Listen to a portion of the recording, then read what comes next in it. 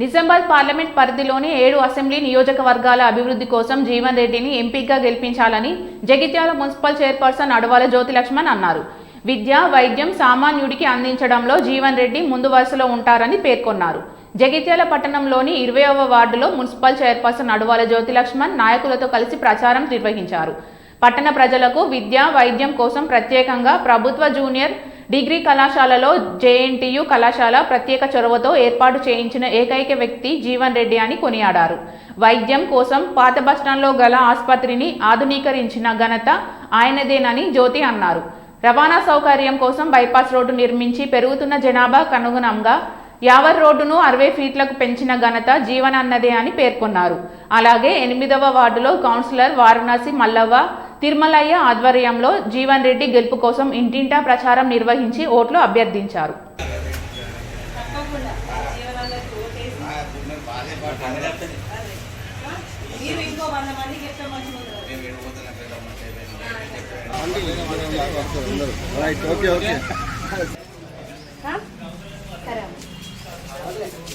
కాంగ్రెస్ ప్రభుత్వం వచ్చింది. ప్రభుత్వంలో ఏవైతే 6 పథకాలు ఉన్నాయో 6 పథకాల నుంచి 4 పథకాలు శాంక్షన్ అయిపోయినాయి. ఆ పథకాల గురించి ప్రతి ఇంటికి వెళ్లి మేము చెప్తూ ఉంటే ప్రతి ఒక్కరు చాలా పాజిటివ్ గా రెస్పాన్స్ ఇవ్వడం జరుగుతుంది. మీకు ఎందుకమ్మా, ఎందుకు వస్తున్నారు, మేము ఖచ్చితంగా చేకూర్తికే ఓటేస్తామని చెప్పేసి చెప్తున్నారు. చాలా ఆనందంగా ఉంది. ఎందుకంటే నాయకుడు ఒక స్థానికుడనే కాదు, పార్లమెంట్ సభ్యుడు కాబట్టి నిజామాబాద్ నుంచి ఇక్కడి వరకు ప్రతి ఊర్లో ప్రతి మన జిల్లాలో ఏదైతుందో ఆయన న్యాయకత్వం వర్ధిల్లాలి, ఆయన కోసం పోరాడాలి. ప్రతి ఒక్క కార్యకర్తల ప్రతి ఒక్కరు పనిచేసి ఆయన గురించి చెప్తూ మనందరం ముందుకు తీసుకెళ్లాలి. నిజామాబాద్ నుంచి ఇక్కడ వరకు ఇక్కడున్న వాళ్ళకి అక్కడున్న వాళ్ళు, అక్కడున్న వాళ్ళకి ఇక్కడున్న వాళ్ళు ఎవరైనా సరే ప్రతి ఒక్కరికి చెప్పుకుంటూ ఈ పథకాల గురించి కూడా చెప్పుకుంటూ ఆయన జీవనన్న చేసే నాయకత్వం ఎట్లుంటది అనేది ప్రతి ఒక్కరికి వివరిస్తూ అందరూ ఆ జీవనన్న గురించి చెప్తూ ఆయన నాయకత్వం వర్ధిల్లాలని ప్రతి ఒక్కరు మాట్లాడుకోవాలి, ఆయన గురించి ఓట్లేపించాలి. ఎందుకంటే అలాంటి ఒక నాయకుడు అసెంబ్లీలో ఎలాగైతే గర్జించిండో రేపొద్దున పార్లమెంట్ లో కూడా గర్జిస్తాడని చెప్పేసి ప్రతి ఒక్కరికి చెప్తున్నాము. ఎలాగైతే ఆయన ఇంతకు ముందు మనకు ప్రభుత్వం ఉన్నప్పుడు ఎట్లా చేసిండు, ఈ 100 ఫీట్ల రోడ్డు ఒకప్పుడు 40 ఫీట్లే ఉండేది, కానీ దాన్ని 60 ఫీట్లు చేసింది మాత్రం జీవన్ అనేది. అది ఎవరికి చాలా వరకు తెలియదు. మరి ఈ రోజు మళ్లీ ప్రభుత్వం వచ్చింది కాబట్టి నేను 100 ఫీట్లు చేస్తానమ్మా, మళ్లీ ఎలక్షన్ లోపల నేను 100 ఫీట్లు చేస్తానని చెప్పారు. మరి అలాంటి నాయకుడి కోసం మనం ఖచ్చితంగా పోరాడాలి.